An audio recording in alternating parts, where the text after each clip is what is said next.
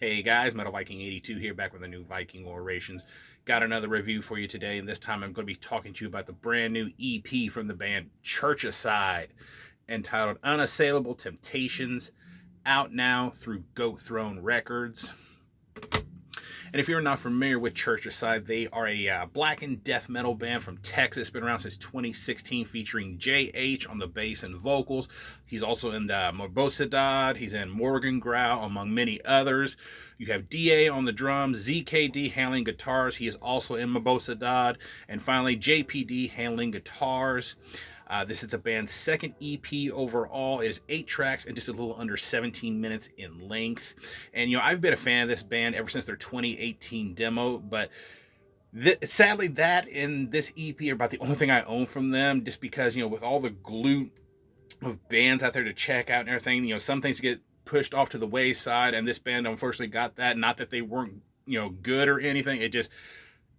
You just get overwhelmed by all the music out there, and they just kind of fall to the wayside, and it sucks. But when they announced that this EP was going to be released, I promptly ordered it because I wanted to see what the 2024 incarnation of this band was like, and it is just pure primal evil. Right from the start, you're hit by just the primitive sound of the guitars on this EP. They just give off this evil vibe to them, and they mostly go with the mid to fast paced riffing with very little let up, and the solos that are found on here, they're chaotic sounding, and yet they sound reined in at the same time. It's like a controlled chaos type of thing with this band.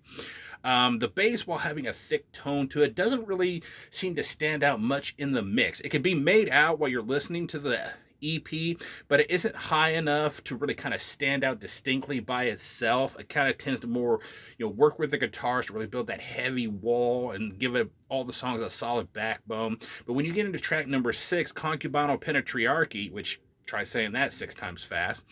This song starts, with just the bass and then a kick drum, counting down until the song hits full gear about 5 seconds in. But for that brief moment, you actually get to hear the bass distinctly, and you get to hear that nice tone that they got to it. The drums on here, much like the rest of the instruments, is just, it's primitive and almost has that rehearsal roomish style quality to it, but it works for what the band is going for with these songs. It's got a good snap to the snare. I love the kick drum sound, and he's not flashy at all with his playing. He just pounds away with some rolls and fills and some double bass flourishes at times here and there, and just gives off some just solid blast beats throughout the entire thing. Nothing fancy about his drumming at all. And then finally, vocally, JH has these like almost Profanatica-esque vocals that he uses. He mixes those actually with a powerful, kind of more traditional mid-range growl. Really enjoyed his performance on here. I thought he did a killer job on the vocals.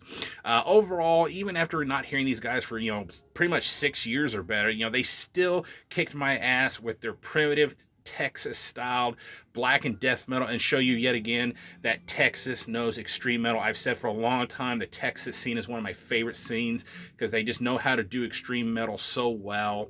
I definitely wish the bass was slightly higher up in the mix. I mean, it still kind of works, again, with what they were going for with these songs, and, in the overall grand scheme of things, it definitely works how they did it. And maybe it's their black metal side of their sound, because we all know in black metal, you can't really hear the bass all that often. But I don't know. I just wish it had been a little bit higher up in the mix, because me, I love to hear the bass in my metal. I just think with the tone that they got, it definitely deserved to be heard a little bit more, but that's just me.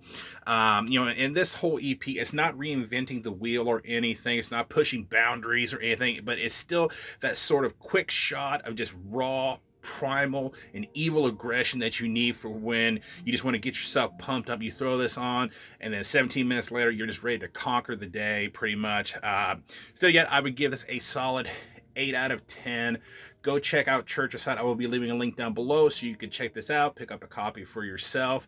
I definitely want to pick up as much of the band's previous material as I can, kind of catch myself up on them, but in due time. But yeah, for right now, this one gets an 8 out of 10 from me. That is going to do it. Thank you so much for watching and subscribing, and until next time, stay brutal.